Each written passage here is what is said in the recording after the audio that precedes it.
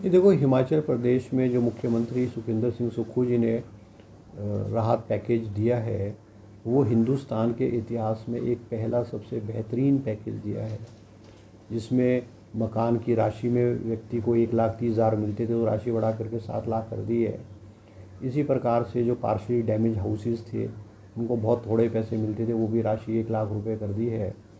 और हर सेक्टर में, चाहे वो ज़मीन का नुकसान है, चाहे फसल का नुकसान है, चाहे दुकान का नुकसान है, चाहे किराएदार के रूप में है, वो एक बहुत बड़ी राशि बढ़ा करके मुख्यमंत्री ने आज लोगों को उसको देना शुरू कर दिया है। इसका पहला कार्यक्रम कुल्लू में हुआ, दूसरा मंडी में हुआ, और सीधे रूप में मुख्यमंत्री लोगों को पैसा दे रहे हैं। स्वाभाविक रूप से भारतीय जनता पार्टी को इस बात की तकलीफ़ है, और सबसे बड़ी बात है कि जो अपेक्षा और जो उम्मीद केंद्र सरकार से की जाती थी कि भाई केंद्र हिमाचल प्रदेश को एक लिबरल मदद करेगा, और प्रधानमंत्री जी कहते थे कि मेरा दूसरा घर हिमाचल प्रदेश है, इसके बावजूद भी जो है वो हिमाचल प्रदेश को कोई राहत नहीं केंद्र से मिली है। और जो हिमाचल प्रदेश को जो पैसा मिला है, वो हिमाचल प्रदेश का अपना हक था, वो हमारा अपना हक था। जो पैसा 180 करोड़ रुपए जो हमको बरसातों में, मानसून में मिलता था, वो हमें मिला है। और 180 करोड़ रुपया जो हमको दिसंबर के महीने में मिलता था, वो हमको एडवांस में जो है वो राशि 180 करोड़ रुपए की राशि एडवांस में मिली है। इसके अलावा जो पेंडिंग ऑडिट पैरा की वजह से जो रेन डैमेजेस का पैसा गवर्नमेंट ऑफ इंडिया के पास पेंडिंग 315 करोड़ रुपए था, उसमें से 189 करोड़ रुपए हिमाचल प्रदेश को मिला है। केवल 200 करोड़ रुपए, 200 करोड़ रुपए एनडीआरएफ में मिला है। और वो भी अभी ये नहीं है कि वो हमको केंद्र ने मदद के रूप में दिया है, कि जो हमको मिलना है पैसा उसमें से केंद्र काटेगा। इसके अलावा तो केंद्र से हिमाचल प्रदेश को कोई पैसा नहीं मिला हुआ है, नहीं मिला है।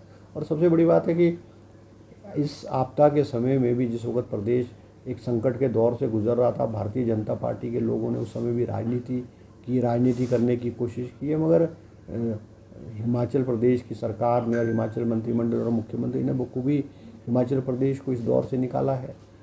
4,500 करोड़ रुपए का पैकेज जो है वो मुख्यमंत्री जी ने घोषित किया है। आज लोगों को राहत के रूप में जो है सरकार ने पैसा देना आरम्भ कर दिया है। सर सड़कें टूट गई थी कुछ दिनों पर। हिमाचल प्रदेश में चाहे इंडस्ट्रियल एरिया है, चाहे और क्षेत्र है, हर जगह में रोड्स को विदिन 2-3 डेज़ रिस्टोर कर दिया गया था। इंडस्ट्रियल एरियाज़ में भी 300 करोड़ रुपीज़ का डैमेज हुआ है, मगर उसके बावजूद भी हमने इंडस्ट्री को जहाँ टेम्परेरी ब्रिजेस बनाए हैं, जहाँ कोई बिजली की ट्रांसमिशन लाइंस डैमेज हुई थी, वो रिस्टोर कर दी गई है। आज हिमाचल प्रदेश में जो उद्योग हैं और उद्योग का काम है, वो नॉर्मल तरीके से चल रहा है। ठीक है, भी रोड्स और इंफ्रास्ट्रक्चर कुछ जगह टेम्परेरी रिस्टोर किया गया, उसको परमानेंट रिस्टोर करने के लिए मुख्यमंत्री ने हर विभाग को, आईपीएच और पीडब्ल्यूडी को कोई 800 करोड़ रुपए दे दिए गए हैं। रोड्स को रिस्टोर करने का, रोड्स को डंगे लगाने का काम जो है वो युद्ध स्तर पर हिमाचल प्रदेश में चला हुआ है। सर, इन्हें जो है इन्वेस्टर्स के साथ इंटरेक्शन की थी, कोई 4 महीने पहले इंटरेक्शन की थी, जिसमें कुछ पावर के प्रोजेक्ट्स थे, कुछ इंडस्ट्री के प्रोजेक्ट्स थे, कुछ टूरिज़्म के प्रोजेक्ट्स थे, विशेष करके होटल्स के प्रोजेक्ट्स थे। तो मुख्यमंत्री जी ने उसमें मीटिंग्स में डायरेक्शन दी थी कि भाई कई जगह कुछ लोगों को एनओसीज नहीं मिल रहे थे, किसी को कोई लैंड की अड़चन आ रही थी, किसी को 118 की अड़चन आ रही थी। उस तरह से जिन जिन इंडस्ट्रीज 1-to-1 मुख्यमंत्री के साथ उनकी मीटिंग हुई, और मुख्यमंत्री जी ने डायरेक्शन दिए थे, उसकी इम्प्लीमेंटेशन के लिए मैंने अभी कोई 15-20 दिन पहले मीटिंग की थी। और हमने देखा है कि जो डायरेक्शन मुख्यमंत्री ने दिए थे और डिपार्टमेंट्स ने उन डायरेक्शंस को जो है वो इम्प्लीमेंट किया है। बहुत सारे प्रोजेक्ट्स को एनओसीज मिले हैं, और उनकी जो रफ्तार है, जो बहुत धीमी पड़ी हुई थी, प्रोजेक्ट्स की रफ्तार जो है वो कंप्लीशन की, वो उसमें तेज़ी आई है। और हम ये उम्मीद करते हैं कि जो प्रोजेक्ट्स हैं, चाहे इंडस्ट्री के हैं, चाहे पावर के हैं, चाहे होटल्स के हैं, वो टाइमली कंप्लीट हों, ताकि हिमाचल प्रदेश को रेवेन्यू भी मिले और हिमाचल प्रदेश के लोगों को रोज़गार भी मिले। सर, नेता विपक्ष कार्यों तक उन्होंने नहीं, देखो, जयराम जी एक बहुत हिमाचल प्रदेश के बहुत सुलझे और बहुत बड़े नेता हैं। उनके मुंह से ऐसी बात जो है वो अपेक्षा नहीं की जाती है, और ऐसी उम्मीद नहीं की जाएगी वो ऐसी बात करेंगे। अगर हिमाचल प्रदेश में किसी भी व्यक्ति को नुकसान हुआ है, चाहे किसी भी रूप में नुकसान हुआ है, और उसको राहत नहीं मिली, वो नाम तो बताएं।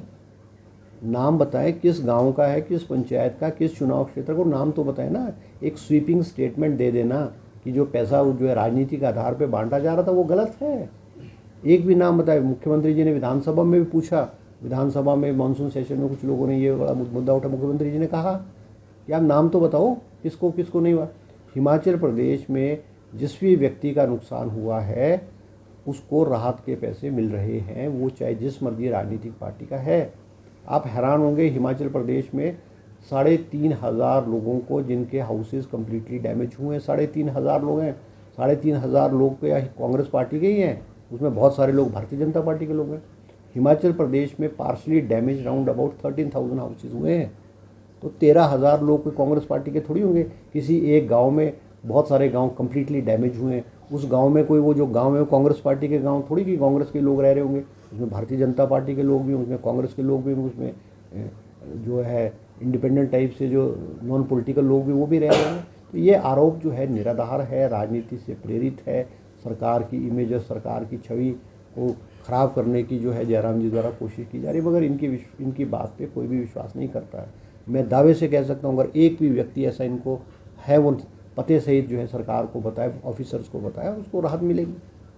सर तो इसमें कई बार ये होता है कि जो ज़मीन दी जाती है, जैसे 118 की परमिशन दी जाती है, उसमें पहले 3 साल का समय होता था, मगर अब उसको बढ़ा करके 3 साल प्लस 2 ईयर्स कर दिया, 5 ईयर कर दिया गया है।